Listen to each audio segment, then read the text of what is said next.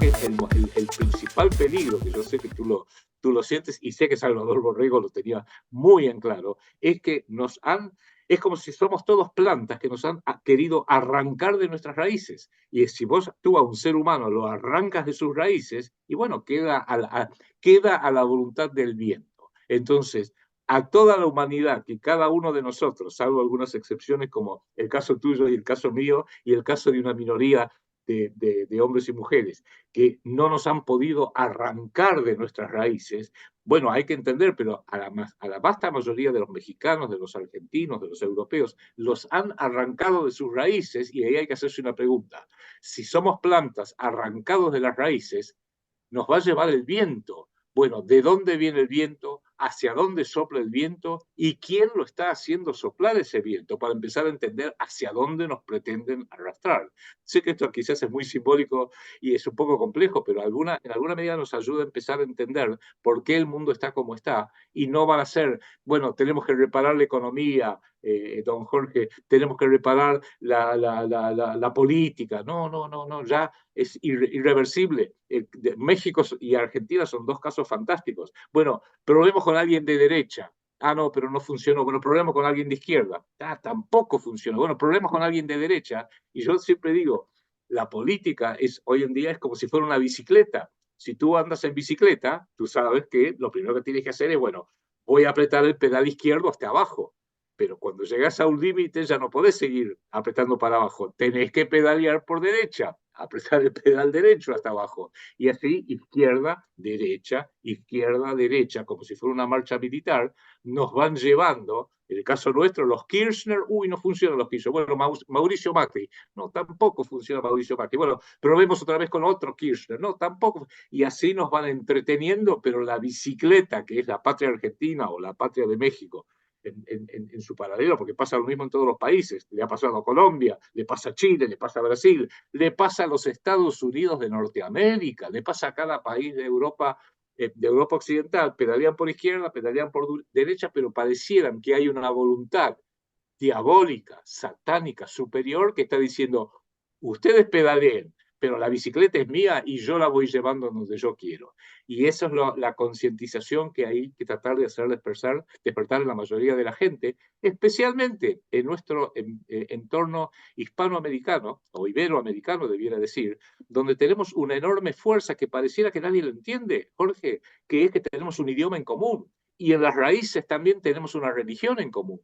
Esas dos cosas debieran ser suficientes para resolver el grueso de nuestros problemas.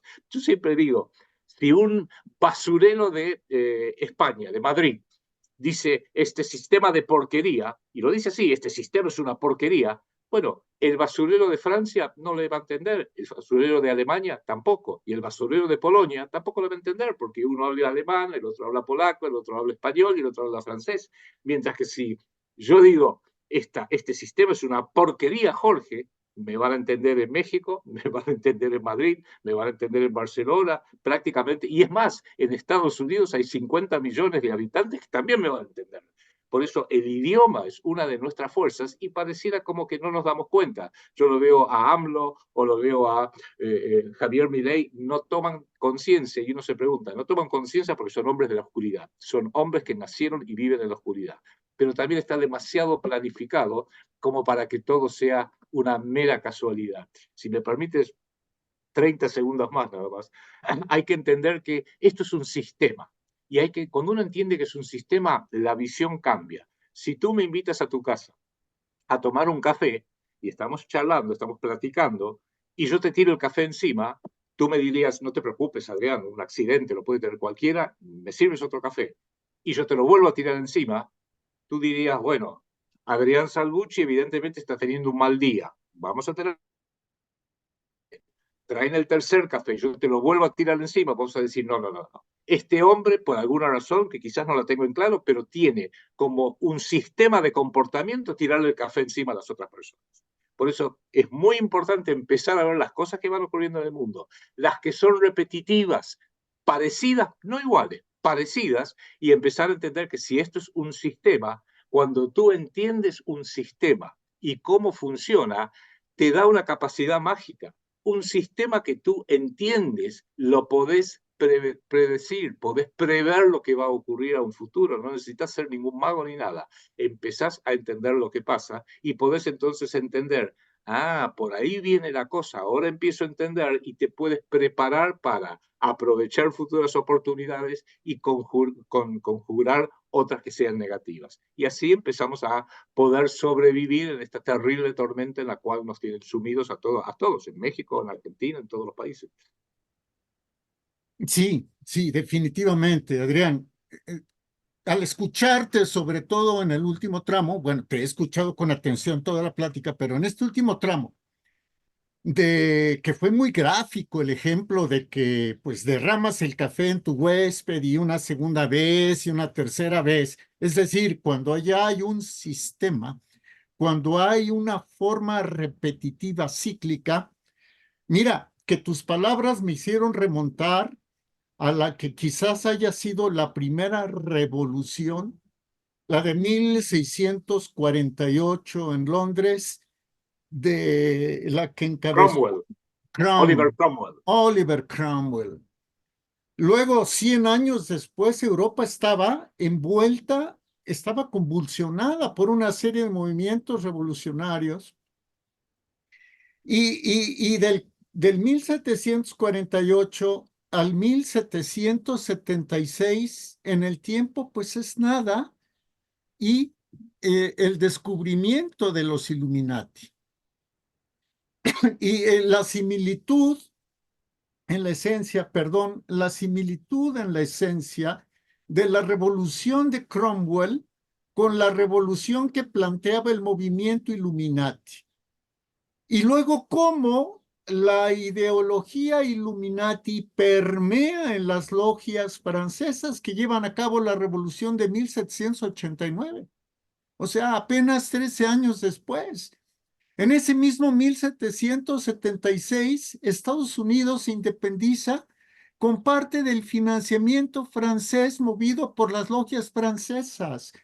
Y de ahí nos podemos seguir y pudiéramos comparar el programa Illuminati con el programa de la Revolución Francesa, con el programa del comunismo, no tanto en el manifiesto del Partido Comunista de Marx y Engels, pero sí en un opúsculo muy breve que se tituló Principios del Comunismo, que escribió por ahí de 1846-47 Federico Engels, que era un burgués, y Carlos Marx muy allegado al clan Rothschild, o sea, eso es incuestionable.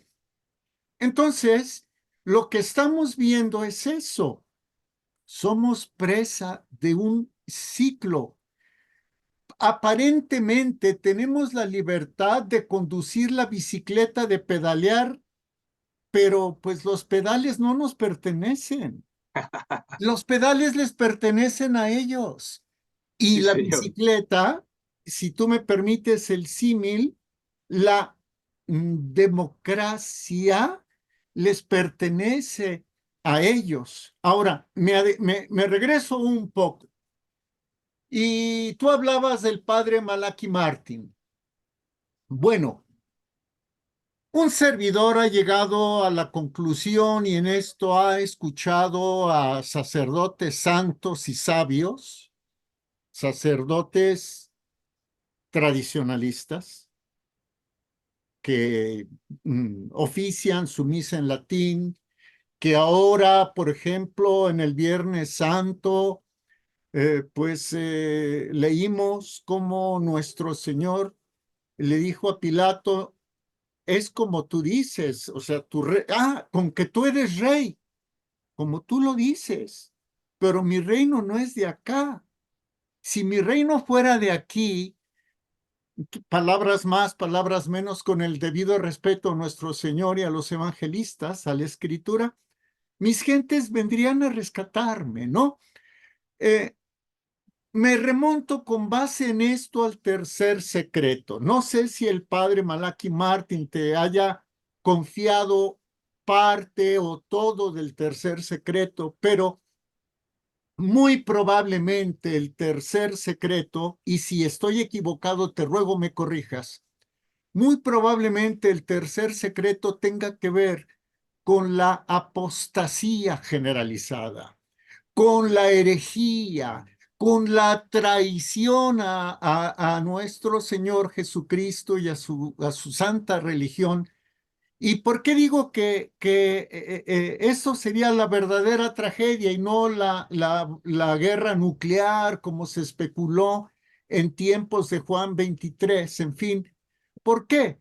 Porque la apostasía implica la perdición de la mayoría de las almas que fueron creadas por el infinito amor de Dios para que al tener materia y ser a imagen y semejanza de nuestro Señor, lo alevemos y sirvamos y le demos honra per secula seculorum. Entonces, la apostasía general, el que la apostasía reine en el lugar santo, en el Sancto Sanctorum, pues implicaría una victoria diabólica sobre la faz de la tierra. No sé si el padre Martín te haya comentado algo en este sentido. Eh, escuchándolo entre líneas, porque después pude mantener un intercambio epistolar muy interesante con él, pero él no. Siempre él se había juramentado al secreto de jamás divulgar lo que él conocía, porque lo conocía y mantuvo, por lo menos conmigo mantuvo ese secreto absoluto, pero me daba indicios y luego los hizo también en alguna medida públicos, en algunas entrevistas que hizo de hacia dónde podía estar orientado ese tercer secreto, que es exactamente lo que dices tú. El drama es más que nada no de una convulsión geopolítica, una bomba nuclear por todos lados, o ejércitos que van y ejércitos que vienen, sino que habiendo logrado este sistema satánico controlar a los cuerpos humanos, que en ese momento, estoy hablando de 1998, serían 4.000 millones de personas, hoy ya somos 8.000 millones. Ya el control de los cuerpos lo han logrado mayormente. Tienen instrumentos tecnológicos para lograr, aunque más no sea a través de la distracción. Hoy en día la televisión, la radio, yo cuando era chico había 5 canales, hoy hay 500 canales. Cuando éramos jóvenes era algo en blanco y negro, hoy es sumamente atractivo, es hipnótico. O sea, han logrado que la gente piense, que se comporte como quieren ellos, que hagan las cosas que quieren ellos, que no cuestione los temas fundamentales, por ejemplo, la usura, por ejemplo, ¿qué es la democracia? Argentina acaba de celebrar, lo digo entre comillas, 40 años de democracia y yo me la paso diciendo no. Argentina jamás tuvo democracia. Lo que tiene es dinerocracia.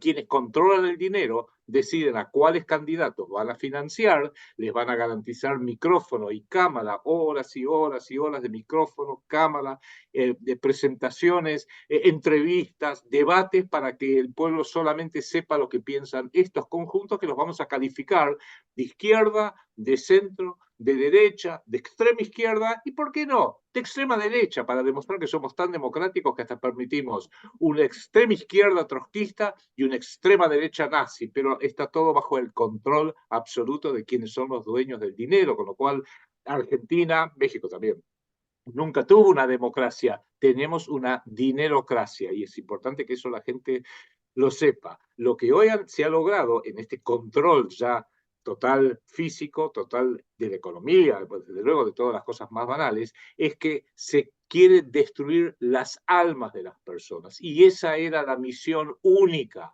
básica, fundamental, desde el día cero, desde la crucificación de nuestro Señor, hace casi 2000 años. Esa era la función, el objetivo principal de la Iglesia Católica, que lo ha incumplido porque hoy se transformó en una ONG, básicamente algo para ayudar con la pobreza, para asistir un poquito, pero nada más que eso. Y tú diste, para mí, en el blanco, cuando hablas de, porque hay ciertos años kairos para bien o para mal.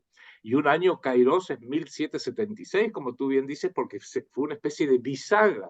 Fíjate que en marzo de 1776, creo que esto vale la pena decirlo para quienes nos están escuchando, se publica en Londres una investigación sobre la riqueza de las naciones de Adam Smith. Luego, en julio, Estados Unidos se declara independiente, muy heroicamente. Yo fui al colegio en Estados Unidos, casi todo el colegio primario y el colegio secundario, se declaran independientes de la mayor potencia colonial, Inglaterra. Perfecto, 4 de julio de 1776. Ok, se funda, como tú bien dices, en Baviera, un personaje que no se sabe si existió o es meramente simbólico, que era Adam Weishaupt, que digo que a lo mejor es simbólico porque Weishaupt en alemán quiere decir cabeza sabia. Entonces habría que ver si realmente existió o no, pero claramente tenía todos los indicios de una masonería profunda, secreta y a largo plazo. Se forman los Illuminati de Baviera.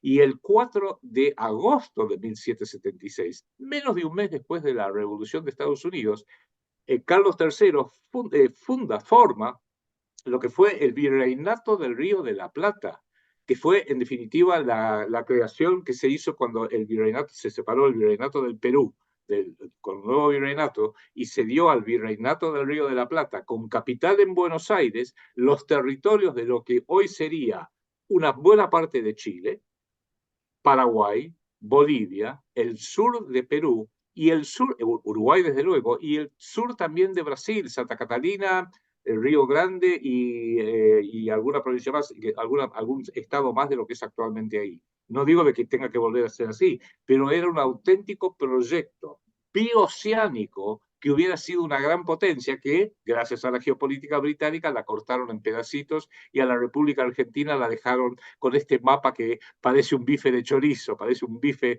de carne, que es lo que más les gusta. No olvidemos que el proyecto británico de 1711, que estábamos hablando recién, proponía separar a los mineros que traían la plata de Potosí y de Bolivia, separarlos del Paraguay y separarlos de Argentina. ¿Por qué? Porque esos mineros, para poder hacer su tarea, necesitaban del mate, de la yerba mate, desintoxicante que venía de la yerba mate del Paraguay, y necesitaban la alimentación de la carne de las pampas, con lo cual Inglaterra, y este opúsculo lo dice, si podemos separar que los trabajadores de la plata, que era la base de la riqueza de España, no puedan desintoxicarse con la yerba mate del Paraguay y no puedan alimentarse con la carne de Argentina, bueno, estamos destruyendo lo que era la base del poder económico de España en aquella época. Muy bien pensado por los masones británicos, y no cabe ninguna duda.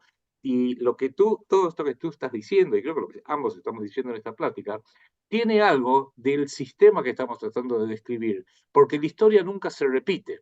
Pero como decía Mark Twain, un gran escritor norteamericano, decía, la historia nunca se repite, pero suele rimar de manera muy parecida. Y estamos viendo las rimas de la historia. No pretendamos que la historia se repita. La Segunda Guerra Mundial no fue igual que la Primera Guerra Mundial. Y la Primera Guerra Mundial no fue igual que la guerra franco-prusiana de 1870. No, igual no, pero riman. Y hoy estamos viendo como la inminente Tercera Guerra Mundial, inminente no, porque ya estamos en la Tercera Guerra Mundial, no es igual que la Segunda Guerra Mundial, pero rima de una forma muy poderosa y hay que tratar de averiguar quién es este poeta satánico que está haciendo que todo esto rime, que todo esto se lleve siempre a un conjunto de conclusiones que son siempre favorables a ellos, y hoy le tenemos que agregar la tragedia que la propia Iglesia Católica es parte de esta espantosa rima satánica que hoy ya está haciendo al mundo colapsar en su totalidad. Sí, comprendo, Adrián. Me causa profunda inquietud y sí, yo aquí lo veo, que uno de tus libros es Argentina, Colonia Financiera, Ediciones del Copista, Córdoba 2002, 136 páginas. Lo veo aquí. Me inquieta por lo siguiente. Así como Herzl escribe El Estado judío y es considerado uno de los principales teóricos del sionismo, y así como Herzl y nuestros amigos lo pueden corroborar leyendo el libro, está en formato PDF en Internet Y es cortito. y es cortito, o sea, Herzl, plantea un modelo, de hecho, empresarial, un modelo de gestión empresarial. O sea, Ahí está. Pero pocos años después de él, de la teorización de Herzl, pues otro teórico israelita, bueno, otro teórico judío, porque era de religión judía. Israel no se crea sino hasta 1948, entonces no podemos decirle Israel, ¿no? Me refiero a Jabotinsky. Define la construcción del Gran Israel como ese territorio que va desde el Éufrates hasta el Nilo, ¿no? Desde el Sinaí hasta los altos del Golán. Y que esté rodeado por pequeños estados árabes subsidiarios, es decir, sometidos. Mi pregunta es, ¿será que lo que está aconteciendo desde el 7 de octubre en Gaza es para desplazar a Israel a Argentina y crear en Argentina el Estado judío? Abro un corchete. La solución final en la Segunda Guerra Mundial, hasta donde un servidor sabe, por parte del régimen nacionalsocialista, era constituir un Estado judío, si no me equivoco, en la isla de Madagascar. Sí, señor. Cierro el paréntesis o el corchete. Pero, y entonces, si el proyecto es hacer a un lado ya lo que dejó visualizado Jabotinsky y mandarlo a Argentina, ¿será porque en Argentina se pueden criar muy perfectas vacas rojas? Eso por un lado. Pero por el otro, ¿será que si ya provocaron una Nakba, unos 700, 1800 personas que fueron expulsadas entre 1847 y 48, 1947 y 48 en adelante, y ahora están provocando otra segunda Nakba? ¿Será que quieran dejar a Palestina como un estado subsidiario, sometido, vinculado a Tel Aviv o a Jerusalén como capital administrativa, aunque todo indica que los sionistas quieren que Jerusalén sea la capital única israelí? Eso es lo que me inquieta. Te solicito pues tu explicación. Mira, realmente lo que acabas de decir es casi como ir armando un rompecabezas. Tú viste cuando uno arma un rompecabezas y tienes todas las fichas tiradas en la mesa, no necesitas armarlo todo. Vas armando pedacitos aquí, pedacitos allá. Acá hay un pedacito mayormente verde, debe ser pasto. Acá hay todo un sector mayormente azul, debe ser cielo. Acá hay una parte que es la proa de un barco. Ah, debe ser un barco. Acá hay una parte que es la popa de un barco. Bueno, uno lo va armando y no necesitas armarlo todo para saber que es una nave, un velero que está amarrado sobre un río en un día de sol. Con ir armando sectores vas pudiendo armar la foto, por decirlo de alguna manera, e ir intuyendo lo que te falta como para decir, bueno, esto evidentemente no es un avión, sino va a ser un barco amarrado en el río un día de sol. Bueno, acá lo mismo. Tenemos que empezar a entender, creo yo, en el caso de Argentina, que es lo que a mí particularmente me preocupa por esta manifestación ab initio, desde el inicio de la geopolítica sionista, por su propio fundador, de crear un Estado en Argentina. Hay que entender que ese sería el objetivo, pero en términos geopolíticos, a muy largo plazo. Lo manifestó hace 130 años y creo yo, como tú bien estás diciendo ahora, que se está por consumar ahora, porque por distintas razones necesitan reordenar el mundo, porque yo defino, y esto está en este libro que te lo voy a enviar cuando terminemos esta charla, esta grata plática, que se llama Palestina y Argentina, dos blancos de guerra del sionismo. ¿Por qué? Porque en definitiva lo que estamos viendo es que se está llevando a cabo, porque llegó el momento para activar esa parte. La geopolítica se mueve lentamente, pero suele tener hitos muy dramáticos. Por ejemplo, la privatización del poder a nivel mundial fue gradual, no solamente la Comisión Trilateral y el Council on Foreign Relations, también el grupo Bilderberg, hubo muchos grupos que lo fueron llevando despacito, pero tiene hitos. Un hito para mí fue el 11 de septiembre del 2001, donde todo cambió. Hicieron un hito dramatiquísimo y después siguen trabajando. Bueno, uno de los hitos posiblemente haya sido el 7 de octubre del año pasado, que el propio Netanyahu lo llamó nuestro 11 de septiembre. ¡Ja! ¡Qué bien! ¡Qué atinado! Porque en definitiva para el sionismo marcó un antes y un después. Y ese antes y un después tiene dos objetivos. Un objetivo es Ucrania. No olvidemos que el sionismo, el pueblo de Israel, el pueblo hebreo, no es semita. Semitas son los misraí, son los sefardíes, son auténticos semitas que provienen originalmente de lo que eran las 12 tribus bíblicas, por ejemplo, el norte de África, España, después ya que terminaron siendo expulsados por los reyes católicos, pero la clase dirigente de la comunidad hebrea son cázaros, provienen de una tribu deambulante que en el siglo IX de nuestra era era totalmente deambulante, estaban en el sur de lo que hoy es Ucrania, lo que hoy es Rusia, eran tan guerreros que los obligan a convertirse y les dan a elegir entre el cristianismo y el islamismo.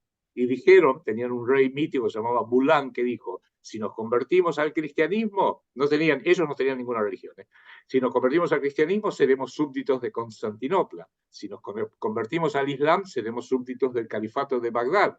Entonces llamaron a un rabino desde Córdoba, España, y los convenció para convertirse al judaísmo. Y es el único caso en la historia donde un pueblo en masa se convierte al judaísmo, a la religión de Abraham y Moisés. ¿Y qué pasa? Eso explica por qué los cázaros, que luego fueron yendo hacia Europa y terminan asentándose con enorme éxito financiero en Alemania, los Rothschild, los Warburg, los Bleichräder, las grandes familias banqueras de la época, ¿qué es lo que terminan así? Son los que hoy llamamos los eskenazi, que en realidad no tienen una gota de sangre semita, y esto lo dijo un gran intelectual que se llamó, bueno, no lo tengo ahora el nombre exactamente, pero que escribió un libro en 1970 que lo llamó la 13ª tribu, porque en definitivo decía, esta es la 13ª tribu de los cázaros, no tiene nada que ver con las 12 tribus de la Biblia.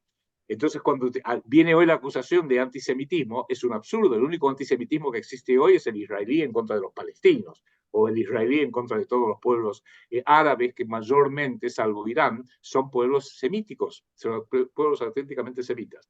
Entonces, yo creo que llegó el momento para que hagan eso, llegó el momento para que, tú bien haces la alusión a la vaca roja que ya entiendo que le han sido donados desde Texas, Estados Unidos, varios especímenes, 5 en total, una aparentemente enfermó y las otras 4 están en un lugar secreto en Israel, que la van a sacrificar delante del templo de Salomón, porque lo que necesitan para que se cumpla su profecía bíblica, digámoslo así, es reconstruir el tercer templo de Salomón.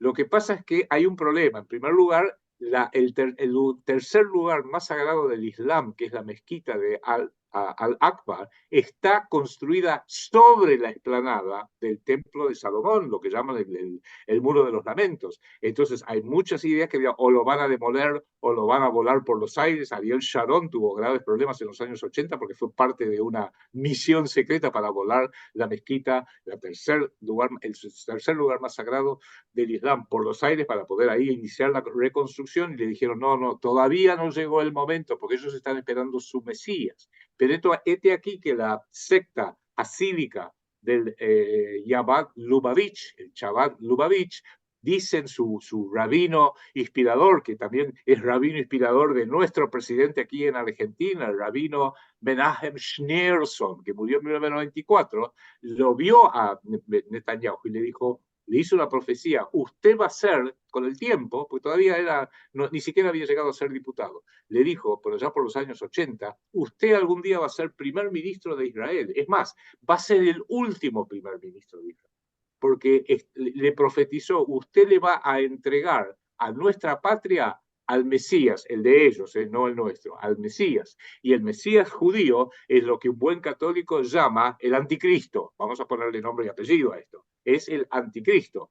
Entonces, pareciera que ese momento es ahora. Ya tienen, y tienen que elegir de estas 4 vacas que tienen que ser rojas sin falla alguna, sin mácula alguna, van a elegir alguna para sacrificarla delante del templo de Salomón. Ya han construido la explanada para el lugar donde quieren llevar adelante ese sacrificio. No se sabe cuándo va a ser, pero debiera ser en el Pesaj, la Pascua judía, que posiblemente sea a fines de abril de este año del 2024. No se sabe, no se sabe. Pero hay muchas fuerzas para acelerar los hechos, para hacer una suerte de hito tipo 11 de septiembre, pero en más tiempo, más tiempo, que empezó el 7 de octubre del año pasado con esta guerra, no guerra contra Palestina, sino este genocidio contra Palestina, porque necesitan liberar totalmente Gaza, liberar totalmente Israel de todo lo que sea sangre palestina.